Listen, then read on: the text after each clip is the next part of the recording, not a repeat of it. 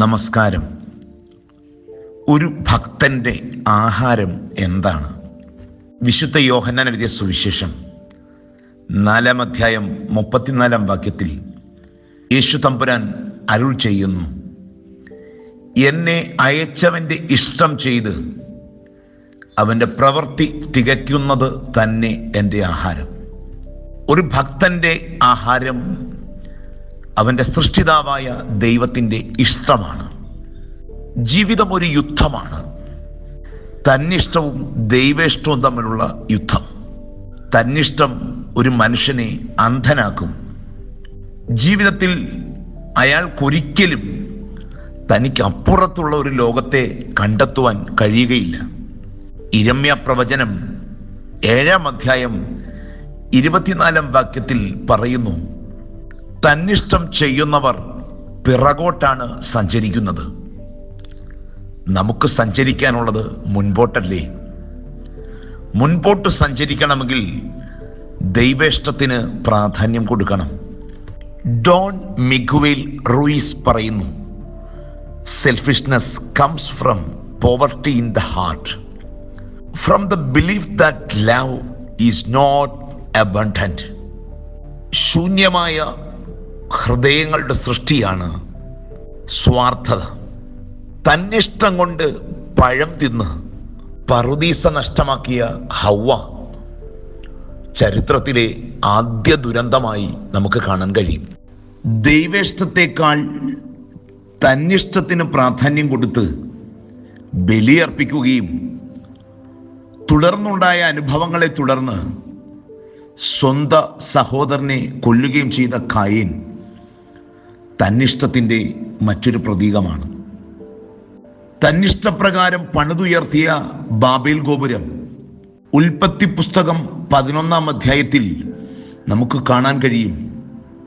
നമുക്ക് പേരുണ്ടാക്കാം എന്ന് പറഞ്ഞാണ് ബാബേൽ ഗോപുരം നിർമ്മിക്കുന്നത്. ദൈവ ഇഷ്ടത്തെ ചോദ്യം ചെയ്തുകൊണ്ട് അത് കലഹത്തിൻ്റെ അനുഭവമായി മാറുകയാണ്. തന്നിഷ്ടപ്രകാരം പണിതുയർത്തിയ ഓരോ ഭവനങ്ങളും കലഹത്തിൻ്റെ അനുഭവമായി മാറുന്നത് ദൈവേഷ്ടം മാറ്റിവെക്കുന്നത് കൊണ്ടാണ്. ദൈവേഷ്ടത്തിന് വിരുദ്ധമായി തർസീസിലേക്ക് പോയ യോന പിറകോട്ടു നടക്കലിൻ്റെ പ്രതീകമായി മാറുകയാണ്. ദൈവേഷ്ടം തിരിച്ചറിയുന്ന ഒരിടം നമ്മുടെ വ്യക്തിജീവിതത്തിലും ഭവനത്തിലും ഉണ്ടാകണം. ദൈവഹിതം തേടുന്ന ഇടങ്ങളൊക്കെ ഗത്സമനകളാണ്. നമ്മുടെ നെഞ്ചിനുള്ളിൽ ഒരു ഗത്സമന ഉണ്ടാകണം. ജനിച്ചപ്പോൾ തന്നെ കൈകളും കാലുകളും ഇല്ലാതെ ഒരു വികൃത രൂപത്തിൽ പിറന്ന വ്യക്തിത്വമായിരുന്നു നിക്കോവിജിസി. അദ്ദേഹം തൻ്റെ ജന്മത്തെ ദൈവത്തിൻ്റെ പദ്ധതിയായി കാണുകയും ദൈവ ഇഷ്ടത്തിനു വേണ്ടി വിനിയോഗിക്കുകയും ചെയ്തു.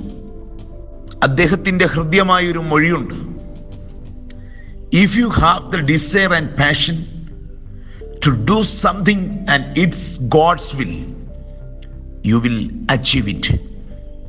നിങ്ങൾക്ക് എന്തിനോടെങ്കിലും ആഗ്രഹമോ താല്പര്യമോ തോന്നിയാൽ അതിനെ ദൈവ ഇച്ഛയ്ക്ക് വിട്ടുകൊടുത്താൽ, ദൈവഹിതത്തിന് നിരക്കുന്നതാണെങ്കിൽ നിശ്ചയമായും അത് നമുക്ക് നേടിയെടുക്കുവാനായിട്ട് കഴിയും.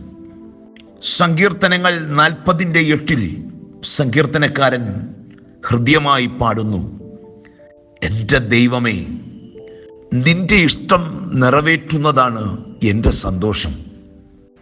ദൈവേഷ്ടം അറിയുവാൻ തക്കവണ്ണം ദൈവസന്നിധിയിൽ നമ്മൾ ഹൃദ്യമായി പ്രാർത്ഥിക്കണം. തിമോത്തി കെല്ലർ പറയുന്നു, the basic purpose of prayer is not to bend God's will to mine, but to mold by will into his. നമ്മുടെ താല്പര്യങ്ങൾക്കനുസരിച്ച് ദൈവ ഇച്ഛയെ വളയ്ക്കുക എന്നുള്ളതല്ല പ്രാർത്ഥനയുടെ അടിസ്ഥാനമായ ലക്ഷ്യം. ദൈവഹിതത്തിനനുസരിച്ച് നമ്മളെ രൂപപ്പെടുത്തുക എന്നുള്ളതാണ്. ഓരോ ദിനവും ദൈവസന്നിധിയിൽ നമ്മൾ പ്രാർത്ഥിക്കേണ്ടത് ദൈവ ഇഷ്ടത്തിന് നമ്മളെ വിട്ടുകൊടുക്കാൻ വേണ്ടി ആയിരിക്കണം. തന്നിഷ്ടങ്ങളൊക്കെ തകർന്നടിയും. കോറി ടെൻ ബൂം പറയുന്നു, the safest place to be is in the centre of God's will. ദൈവ ഇച്ഛയ്ക്കുള്ളിൽ ആയിരിക്കുക എന്നുള്ളതാണ് ഈ ലോകത്തിലെ ഏറ്റവും സുരക്ഷിതമായ അനുഭവം. ഗോഡ്സ് വിൽ എന്ന കവിതയിൽ കാത്ലീൻ ഹിഗം ഹൃദയപൂർവ്വം പാടുകയാണ്, God's will is surely a clear call. His word is a lamp to our feet, but still we depend upon our faith, seeking him at his mercy seat. ദൈവത്തിൻ്റെ ഇച്ഛ അന്വേഷിക്കുന്ന വഴിയിൽ ദൈവവചനം നമ്മുടെ പാതയ്ക്ക് പ്രകാശമാണ്. വിശ്വാസത്തിൻ്റെ കരുത്ത് അതിൻ്റെ മാറ്റുകൂട്ടും. ദൈവകരുണ നമ്മളെ പൊതിയും. ഞാൻ ജീവിക്കുന്നത് കലഹത്തിൻ്റെ ബാബേൽ പണിയാനല്ല, ദൈവേഷ്ടത്തിൻ്റെ ഗത്സമനയിലൂടെ സഞ്ചരിക്കാൻ വേണ്ടിയാണ്. 1 പത്രോസ് 2:15, നിങ്ങൾ നന്മ ചെയ്തുകൊണ്ട് ബുദ്ധിയില്ലാത്ത മനുഷ്യരുടെ ഭോഷത്വം മിണ്ടാതാക്കണം എന്നുള്ളത് ദൈവേഷ്ടം ആകുന്നു. നന്മ കൊണ്ട് വേണം ദൈവേഷ്ടത്തിലേക്ക് നമുക്ക് സഞ്ചരിക്കാൻ. ദൈവം എല്ലാവരെയും അനുഗ്രഹിക്കട്ടെ.